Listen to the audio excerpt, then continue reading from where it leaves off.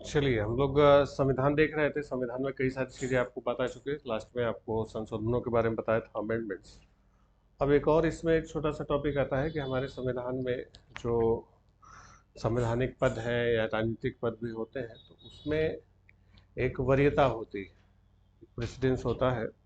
उसी वरीयता का अनुक्रम फिक्स किया गया है, निश्चित किया गया है, निर्धारित किया गया है। वरीयता अनुक्रम, टेबल ऑफ प्रेसिडेंस या ऑर्डर ऑफ प्रेसिडेंस कहते हैं उसको, वरीयता अनुक्रम, या साधारण भाषा में आप उसको प्रोटोकॉल बोलते हैं ना, प्रोटोकॉल, प्राइम मिनिस्टर का जो प्रोटोकॉल है। तो उसमें जो पद होता है, पद के हिसाब से हायरार्की बनी होती है।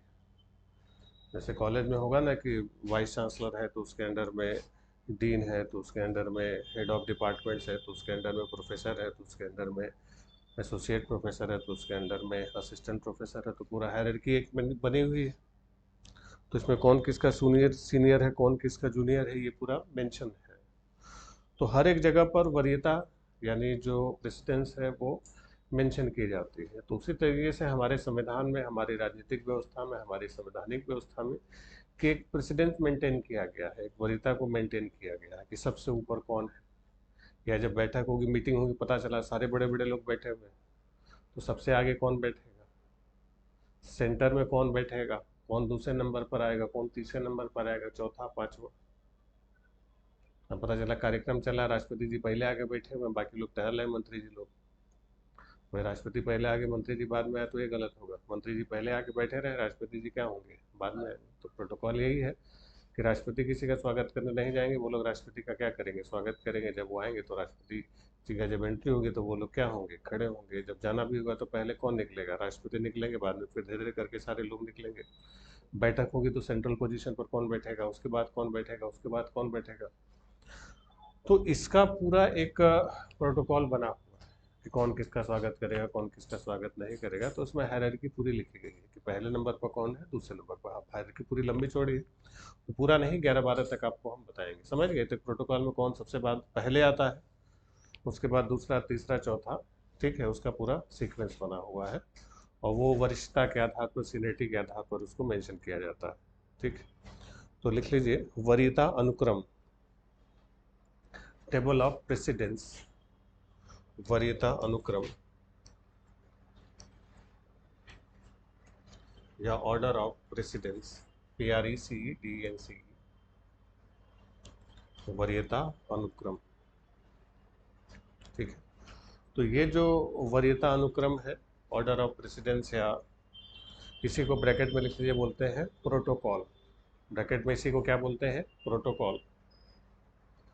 अब ये जो प्रोटोकॉल वाली व्यवस्था है, जो प्रोटोकॉल वाला सिस्टम है, तो इस प्रोटोकॉल वाले सिस्टम में जो हमारे पहले नागरिक होते हैं, कौन होते हैं, राष्ट्रपति। तो नंबर 1 लिखिए, 1 प्रेसिडेंट यानी राष्ट्रपति। तो वरीयता में सबसे ऊपर सबसे पहले कौन आते हैं, राष्ट्रपति आते हैं, प्रेसिडेंट ऑफ इंडिया, भारत के राष्ट्रपति। ठीक, दूसरे नंबर पर कौन आते हैं, नंबर 2 को लिख लीजिए, उपराष्ट्रपति, वाइस प्रेसिडेंट। उपराष्ट्रपति यानी नंबर 1 पर सेंटर पोजीशन पर कौन होंगे, राष्ट्रपति। उसके बाद दूसरे नंबर पर कौन होंगे, उपराष्ट्रपति। तीसरे नंबर पर कौन होते हैं, प्रधानमंत्री, प्राइम मिनिस्टर। यानी टेबल ऑफ प्रेसिडेंस या ऑर्डर ऑफ प्रेसिडेंस में वरीयता अनुक्रम में प्रधानमंत्री कौन से नंबर पर आते हैं, थर्ड पोजीशन पर आते हैं। किसके बाद, राष्ट्रपति, फिर उपराष्ट्रपति, तब तीसरे नंबर पर आते हैं कौन, प्रधानमंत्री। फिर चौथे नंबर पर आते हैं राज्यों के राज्यपाल, फिर गवर्नर्स ऑफ स्टेट्स, ब्रैकेट में अपने राज्यों में, in their own states,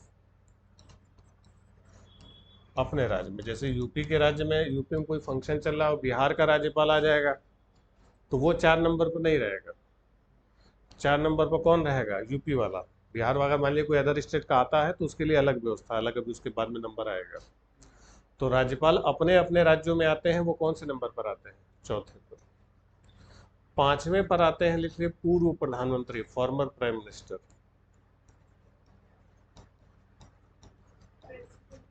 sorry, पूर्व राष्ट्रपति, फॉर्मर प्रेसिडेंट, पूर्व राष्ट्रपति। भूतपूर्व कहते हैं ना, कि जैसे मान लीजिए कि बैठक हुई, रामनाथ कोविंद भूतपूर्व है, पहले नंबर पर राष्ट्रपति बैठेंगे, लेकिन जो फॉर्मर प्रेसिडेंट है वो पहले दूसरे पर नहीं बैठेंगे, वो कौन से नंबर पर बैठेंगे? 5वें पर। ठीक। फिर इन्हीं के साथ, इन्हीं के बराबर में रखा जाएगा उप प्रधानमंत्री को, डिप्टी पीएम। उप प्रधानमंत्री, डिप्टी पीएम 5A, 5A इसी के क्रम में रैंक, यानी दोनों की क्या है, यानी भूतपूर्व राष्ट्रपति और उप प्रधानमंत्री एक ही नंबर पर है। ठीक है, लोग अलग अलग बैठेंगे 5वें नंबर पर। समझ गए? नंबर 1 पर कौन है? राष्ट्रपति, फिर उपराष्ट्रपति, फिर प्रधानमंत्री, फिर राज्यपाल अपने राज्यों में, फिर भूतपूर्व राष्ट्रपति और उप प्रधानमंत्री। अभी उप प्रधानमंत्री का पद खाली है तो कोई नहीं है इसमें, तो कोई नहीं रहेगा। ठीक, अगला आ जाइए, 6वें पर नंबर पर लिखिए। 6वें पर भारत के मुख्य न्यायाधीश, chief justice of India, CJI, Bharat के मुख्य न्यायाधीश या प्रधान न्यायाधीश। फिर इसी 6वें पर ही बैठेंगे लोकसभा अध्यक्ष, स्पीकर ऑफ लोकसभा।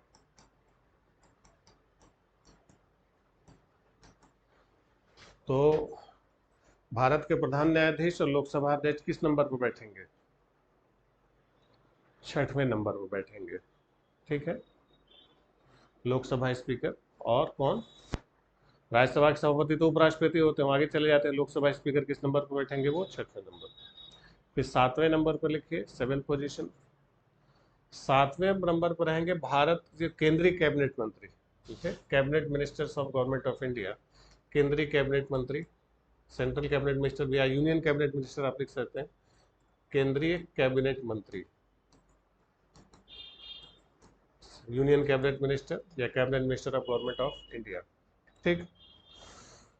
फिर जो जिस राज्य मान लीजिए यूपी में कार्यक्रम हो रहा है तो यूपी के मुख्यमंत्री, लिखे मुख्यमंत्री, इसी 7वें पर ही रहेंगे।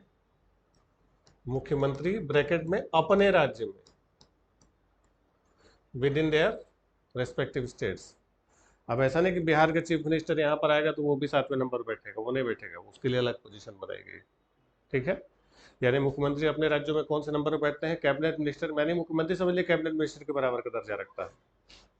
ठीक है, फिर लिखिए deputy chairman of planning commission. अब वही क्या हो गया है? नीति आयोग।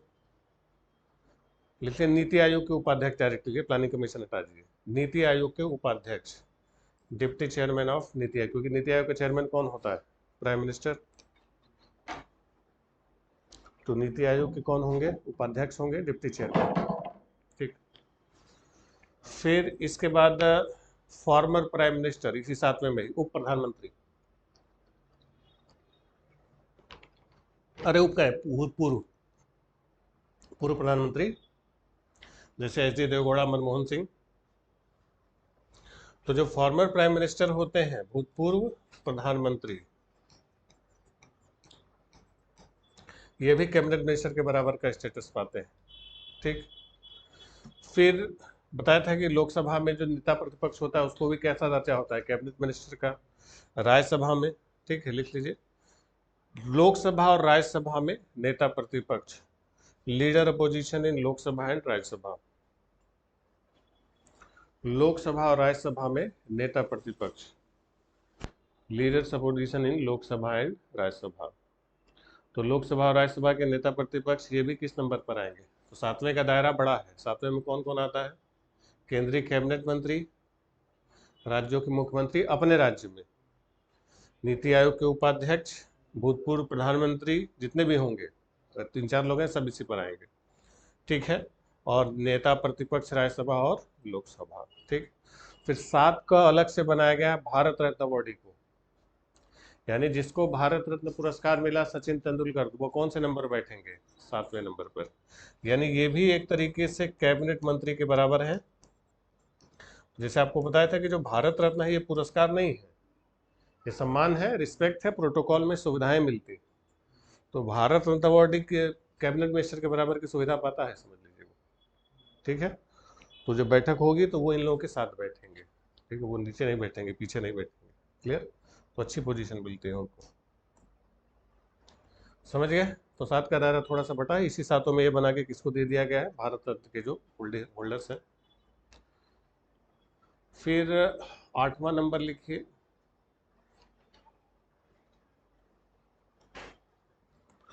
8वें नंबर पे क्या है कि जैसे आपको बताया था कि विदेशों में भारत के राजदूत होते हैं, एम्बेसडर, और हाई कमिश्नर होते हैं, उच्चायुक्त होते हैं। तो उसी तरीके से दूसरे देशों के उच्चायुक्त और हाई कमिश्नर हमारे यहाँ भी होते हैं। हाई कमिश्नर और एम्बेसडर में आपको डिफरेंस बताया था कि जो कॉमनवेल्थ कंट्रीज के आते हैं वो क्या होते हैं, हाई कमिश्नर, और उसके अंदर कौन होते हैं, एम्बेसडर होते हैं, राजदूत। तो उनकी भी स्थिति किस में होती है, 8 नंबर पर बैठते हैं। लिख लीजिए, भारत में विदेशी राजदूत और उच्चायुक्त, ambassadors and high commissioners of foreign countries in India, विदेशों के भारत में उच्चायुक्त एवं राजदूत, ambassadors and high commissioners of foreign countries in India, यानी जो भारत में दूसरे देशों के रिप्रेजेंटेटिव हैं वो सब कहाँ बैठेंगे, किस नंबर बैठेंगे, 8वें नंबर पर। ठीक, इसी में देखिए राज्यों के मुख्यमंत्री आउटसाइड ऑफ देयर स्टेट, यानी राज्यों के बाहर, लिख लीजिए मुख्यमंत्री, और ब्रैकेट लगा के कहा, राज्यों के बाहर, आउट ऑफ देयर स्टेट। ठीक, तो राज्यों में मुख्यमंत्री अगर अपने राज्य में है तो कौन से नंबर बैठेगा, 7वें पे, और बाहर गया है तो किस पे बैठेगा, 8वें पे। और इसी में आते हैं गवर्नर्स, राज्यपाल, आउट ऑफ देयर स्टेट्स, राज्य के बाहर। गवर्नर अगर अपने राज्य में है तो कौन से नंबर पर आएगा, 4 नंबर पे, और दूसरे राज्य में चला गया तो किस में आएगा, 8वें पर आता है, आउट ऑफ देयर स्टेट। समझ गए, तो इसीलिए बताया ना, मुख्यमंत्री और राज्यपाल अपने राज्य में अलग पोजीशन होल्ड करते हैं, दूसरे राज्य में अलग पोजीशन होल्ड करते हैं। ठीक है, चलिए फिर 9 नंबर लिखिए, 9, 2.5 लाख वाले सारे। ठीक है, उच्चतम न्यायालय के न्यायाधीश, जजेस ऑफ सुप्रीम कोर्ट, उच्चतम न्यायालय के न्यायाधीश। ठीक, फिर 9 का लिखिए, 9A। 9A में कौन आएगा, UPSC chairman, chief election commissioner और कैग, ये सब 2.5 लाख वाले हैं। तो ये सारे 2.5 लाख वाले किस पर आएंगे, 9 नंबर पे आते हैं।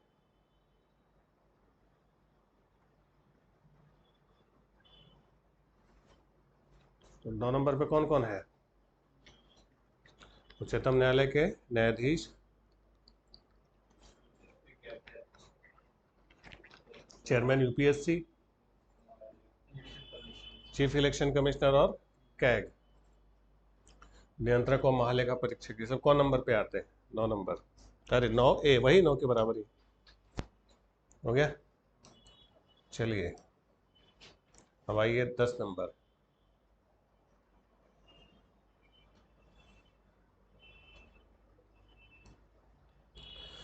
10 नंबर में राज्यसभा के उपसभापति, डिप्टी चेयरमैन ऑफ राज्यसभा, उपसभापति कहाँ के, राज्यसभा के।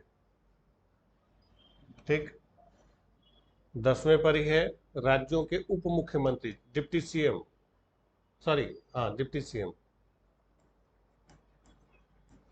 उप मुख्यमंत्री।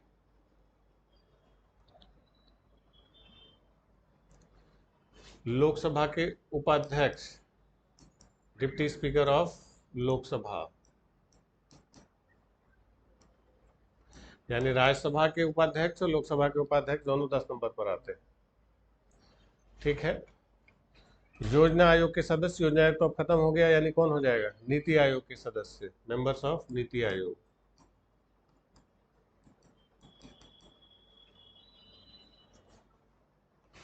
ठीक है, फिर केंद्र सरकार के जो राज्य मंत्री होते हैं, केंद्र में बताया था कैबिनेट मंत्री, उसके बाद कौन होते हैं, राज्य मंत्री, minister of state of the union, केंद्रीय राज्य मंत्री।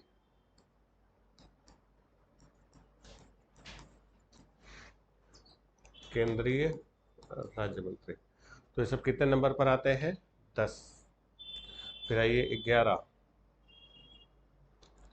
तो 10 पर कौन कौन है? लोकसभा राज्यसभा में अरे जो वो होते हैं डिप्टी स्पीकर होते हैं, राज्यों के उप मुख्यमंत्री होते हैं, योजना आयोग नीति आयोग के सदस्य होते हैं, और केंद्र के राज्य मंत्री। 11 नवंबर पे जो केंद्र शासित राज्यों के हेड होते हैं, बताया था लेफ्टिनेंट गवर्नर, एडमिनिस्ट्रेटर, ये सब आते हैं। लिख लीजिए, केंद्र शासित राज्यों के लेफ्टिनेंट गवर्नर अपने केंद्र शासित राज्यों में, जैसे दिल्ली गए हैं, दिल्ली वाले लेफ्टिनेंट गवर्नर किस नंबर पर बैठेंगे? 11 नंबर पर। ठीक है, केंद्र शासित राज्यों के लेफ्टिनेंट गवर्नर ब्रैकेट में अपने राज्यों में, इन देयर रिस्पेक्टिव स्टेट्स। ठीक है, फिर इसी पर आते हैं महान्यायवादी। ध्यान रखेंगे यूपीएससी वगैरह से नीचे आते हैं महान्यायवादी। अटॉर्नी जनरल 11वें नंबर पर आते हैं। एक बार यूपीएससी में उन्हीं चारों का दे दिया था, इनमें से सबसे नीचे, बस ये पूछा था इनमें सबसे नीचे कौन। तो सबसे नीचे उन सबों में कौन थे? अटॉर्नी जनरल, महान्यायवादी। फिर कैबिनेट सेक्रेटरी, कैबिनेट सचिव।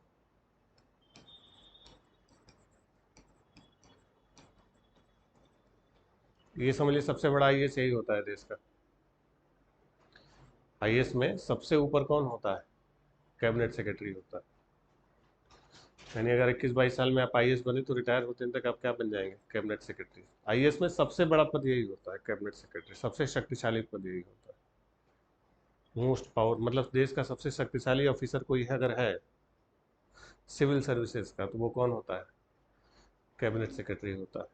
कैबिनेट सचिव मतलब सारे विभाग, सारे मंत्रालय, मतलब ये कुछ भी कर सकता है।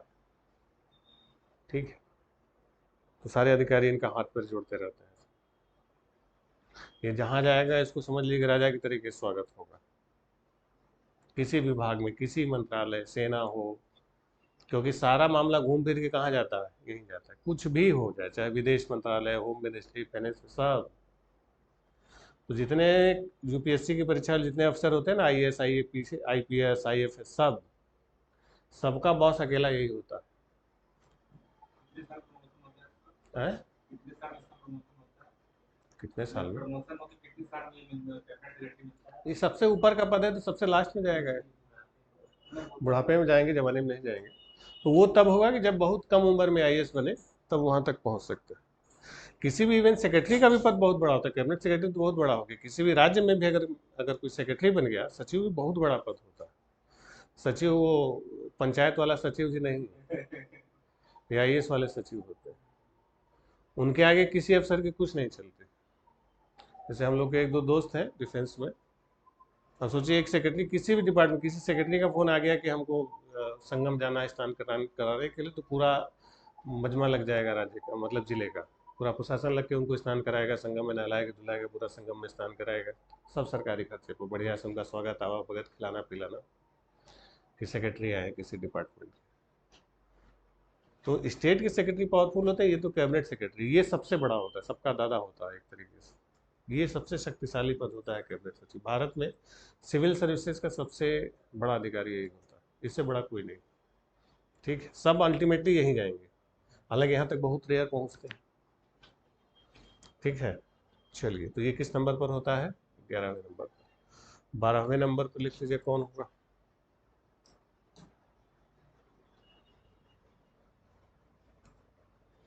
Chiefs of the holding of full general और इक्विवेलेंट रैंक, यानी सेनाओं के जो हेड होते हैं, कौन कौन?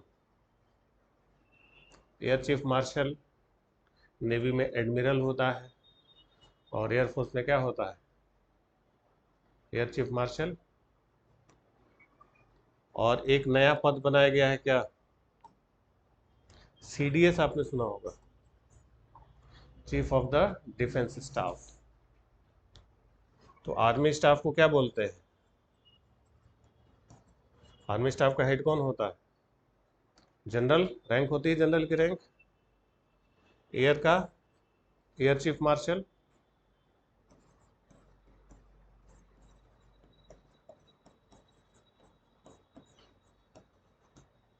और इसका कौन होता है?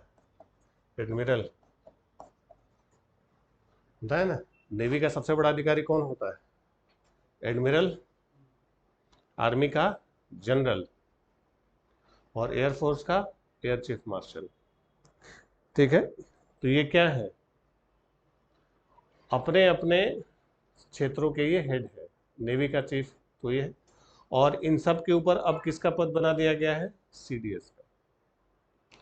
तो सीडीएस इन दोनों को क्या करे? पहले क्या होता था कि सेनाओं में बड़ी विवाद की स्थिति होती थी, कौन किसकी, मान लीजिए युद्ध छिड़ गया तो उसमें एयरफोर्स को भी जाना है, नेवी को भी जाना है, आर्मी को जाना है।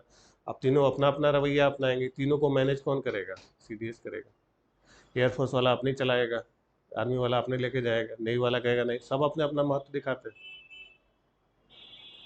अपना अपना महत्व दिखाएंगे, लेकिन यहाँ महत्व तो दिखाना नहीं है, यहाँ पर मैनेज करना है। तो इसलिए किसको बना दिया गया? सीडीएस को, chief of the defence staff, की उनको मैनेज किया जाएगा। पहले सीडीएस किसको बनाया गया था?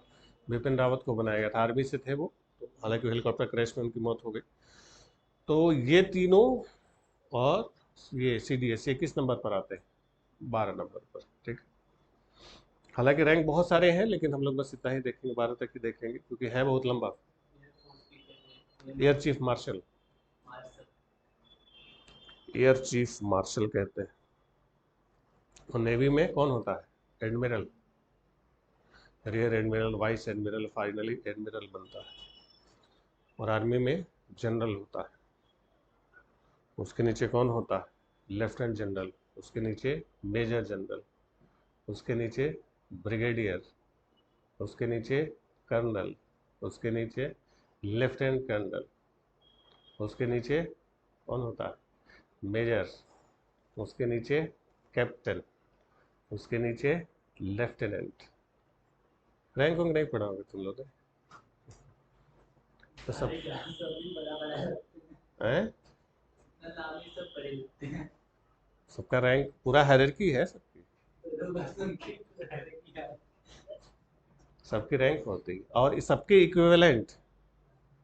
जैसे इनका ब्रिगेडियर है तो नेवी का कैप्टन होता है, एयरफोर्स में एयरफील्ड ये होता है, एयर मार्शल होता है।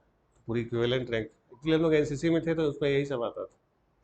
तो उसमें बेस्ट कैडेट कंपटीशन होता था, तो बेस्ट कैडेट कंपटीशन में पार्टिसिपेट करने के लिए सब याद करना होता था।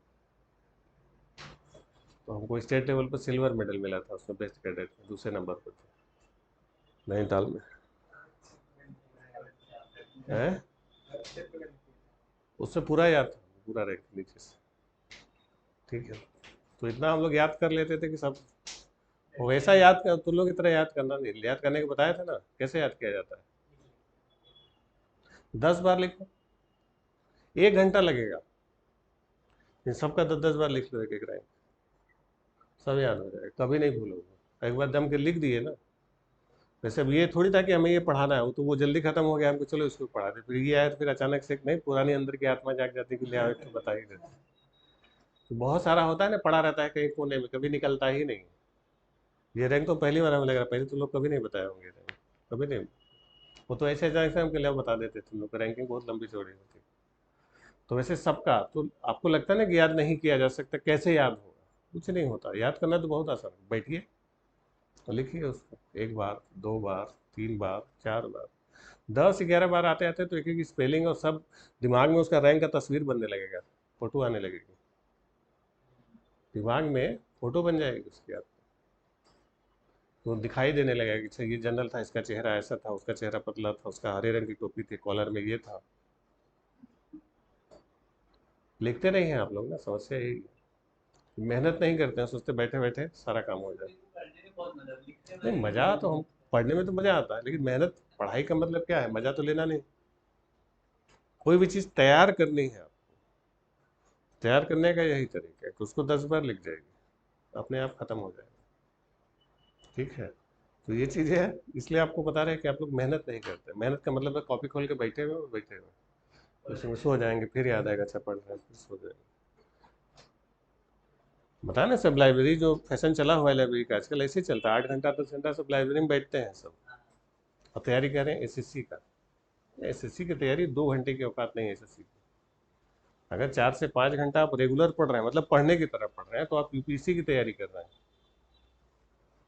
अगर 4 से 5 घंटा आप रेगुलर पढ़ रहे हैं, 6 महीने आप पढ़ दीजिए, यूपीएससी का पूरा कोर्स आप खत्म कर जाएंगे, मन से पढ़ दीजिए। लेकिन सब पढ़ते कहाँ, सब कॉपी खोल के बैठे रहेंगे। वो कौन सी पढ़ाई पढ़ रहे हैं यार, 6 घंटा 8 घंटा 6 6 घंटा सब लाइब्रेरी में बैठे हुए। वो खाली समय की बर्बादी। वो खाली जब ऐसे लगा के बैठे हुए देख रहे हैं, पता नहीं क्या देख रहे हैं, दिमाग में अलग कहानी चल रही, पन्ना कुछ और कह रहा है। तो ये तैयारी थोड़े होती कि आप कॉपी खोल के बैठ रहे हैं, उसको लिखिए, उसी से याद होगा। जैसे हम लोग ग्रेजुएशन में पढ़ते थे बीएचयू में, तो दिन भर तो ऐसे ही चला जाता था। बीएचयू में जानते हैं सब आवारागर्दी करने में समय बर्बाद पूरा खाली। रात को 10 से 2 का टाइम था फिक्स एकदम, 4 घंटा। 10 बजे बैठे आराम से, 10 से 2, 2 2 घंटा 2 सब्जेक्ट। सिलेबस सामने चिपका दिया कि ये पूरा सिलेबस है। अब इस सिलेबस को आज वो हाईलाइटर होता तो हाईलाइट कर दी कि आज ये खत्म, मतलब खत्म। अब बैठना है, उसको लिखना है, उसका नोट्स तैयार करना है, पढ़ना लिखना याद करना, सब लिख पढ़ के खत्म। कि अब दोबारा इसको नहीं देखना है, खत्म हो गया हुआ। फिर 12 से 2 दूसरा सब्जेक्ट था, 3 सब्जेक्ट होते थे। पूरा नोट्स वोट्स सब तैयार हो जाता था। पहले पहले साल दिक्कत हुई कि कहाँ से लिखे, फिर हम कह लिया यार खुद एक उठाते हैं क्या, जैसे होता ना कहाँ से लिखे, कैसे लिखे, क्या मांगे, किससे मांगे। तो बड़ी दिक्कत हुई, हम कह लिया अच्छा खुद ही। सब अपना भाव देते थे कि ऐसे पढ़ो वैसे पढ़ो, ज्ञान देते हैं लोग बढ़िया, वे हटाओ छोड़ो। तो एक बार सेंट्रल लाइब्रेरी में टहले तो एक सीनियर मिला, ऐसे करो वैसे करो। तो एक दोस्त था, बोला हटाओ यार ये सबों को, दूसरे से काहे मांगते हो, खुद ही अपना ज्ञान बांटा जाए। ये ले आओ, यही करते हैं बैठ। अरे कोई भी आप किताब, सब किताब में एक ही चीज़ रहती है, लैंग्वेज का थोड़ा बहुत अंतर है। टॉपिक मिला, लिख डाला, खत्म हो गया। अब जो लिखा उसी को पढ़ा, जो खास खास चीज़ें थी अलग से एक और छोटा सा एक बार और लिख लिया, और छोटा सा एक बार और लिख लिया, तैयार हो गया पूरा। सारे टॉपिक A to Z आएगी ना, पूरा 6 पेपर पूरा तैयार। कितना समय लगे, 4 4 घंटा आराम से खत्म कहानी, कुछ नहीं बचा। बाद में होगा, पहले हम लोग दूसरे का नोट्स मांगते थे, फिर लिख डाले, तो हम लोग का नोट्स से दूसरा फोटो स्टेट करा करा के लिखते थे, वाह क्या नोट्स लिखा है यार, हम लोग तो ऐसे ही लिख लिए बैठे बैठे। तो वही होता है कि आप दूसरे पर डिपेंडेंट रहते, बैठिए खुद से, आप अपनी भाषा में लिखेंगे, खुद पढ़ेंगे, खुद समझ में आएगा। दूसरे का पढ़ा हुआ, दूसरे का लिखा हुआ दूसरे का समझ में आएगा। हमारा लिखा हुआ हमारी भाषा है, आपका अपनी भाषा में रहेगा। जैसे कोई भी चीज़ बोलते हैं ना कि इसको हमारी भाषा में लिख लिया आसान रहेगा, तो वो हमने याद किया उसको। तो इकोनॉमिक्स इकोनॉमिक्स की बहुत सारी चीज़ें हैं जो उस समय का याद किया, वो आप तक हम पढ़ा रहे, कभी दोबारा नहीं पढ़े, कभी पढ़े ही नहीं। इकोनॉमिक्स तो कभी छुए ही नहीं दोबारा, वो सब उस समय का पढ़ा हुआ अभी तक हम लोग ऐसे ही पढ़ा डालते हैं। वहाँ तुम लोग पढ़े होगे महिंद्रा में, कभी कुछ देखना पड़ता है पढ़ाने के लिए? वो खाली खड़े होते 1 घंटा वैसे कहानी सुना के खाली हो जाता है मामला।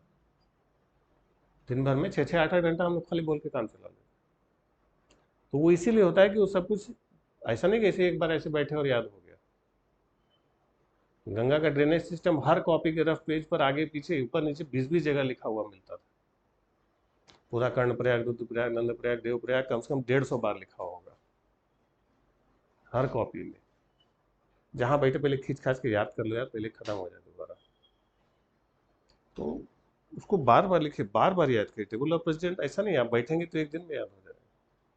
बैठिए 2 घंटा 10 बार लिख डालिए, 1 नंबर पे ये, 2 नंबर पे ये, 3 4 5 6 7 8 10 बार लिखिए। 11वें बार में सबका थोबड़ा दिमाग में आना शुरू हो जाएगा, तो सबका चेहरा याद हो जाएगा। हैं? वो सब याद हो चुका है, कितना पढ़ेंगे।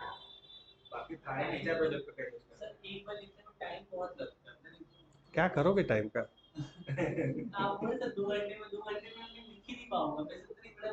टाइम का बचा के करोगे क्या? कुछ करना है टाइम का? तो वही ना, मेहनत करोगे तो थकोगे। टाइम बचा के करना क्या है? कुछ नहीं करना। तो 4 घंटा आप पढ़ते नहीं है, खाली कॉपी किताब खोल के बैठे रहते। 4 घंटा पढ़ रहे हैं तो गस्ती आ जाएगी, बेहोशी आएगी, सीधे सोओगे। 1 घंटा तो सब सोने में लगेंगे, बिस्तर पड़े हुए, नींद नहीं आ रही है। फिर सो गए तो उठेंगे नहीं, 1 घंटा उठने में लग जाएगा, तो 2 घंटा तो ऐसे निकाल देते हैं। जम के मेहनत करेंगे, तीसरे घंटे में गस्ती आ जाएगी, फिर बेहोश होके सोएंगे। हाँ। हाँ। तो ढंग से मेहनत नहीं करते आप लोग, बस सोचते हैं कुछ भी याद हो जाए, ऐसे थोड़ी याद हो। और एक बार ढंग से मेहनत कर लिए, पूरी जिंदगी नहीं भूलोगे। पता है ना, बहुत सारी चीज़ें हम लोग की बहुत पहले की पढ़ी हुई है। इंटर इंटर की जो चीज़ें हैं वो सब याद रहती इंटर में मैथमेटिक्स था, कई बार मैथ का सवाल लिख के याद कर डालते, तब नहीं समझ में आया तो हटाओ यार, इसको खत्म करो, नहीं हो रहा। बोल ही डाल, 10 बार 20 बार 25 बार कहाँ जाएगा वो, खत्म करो उसको। ठीक है, मेहनत कीजिए, आप केवल सोचते हैं कि आराम से सब हो जाए, नहीं होगा आराम से। और एक बार जो खुद की मेहनत है वही काम आएगी, एग्जाम में वही याद आएगा जो आपने लिखा होगा, अंदर से वही निकलेगा। ठीक है, चलिए अभी के लिए इतना ही रखते हैं, ज्ञान बहुत हो गया।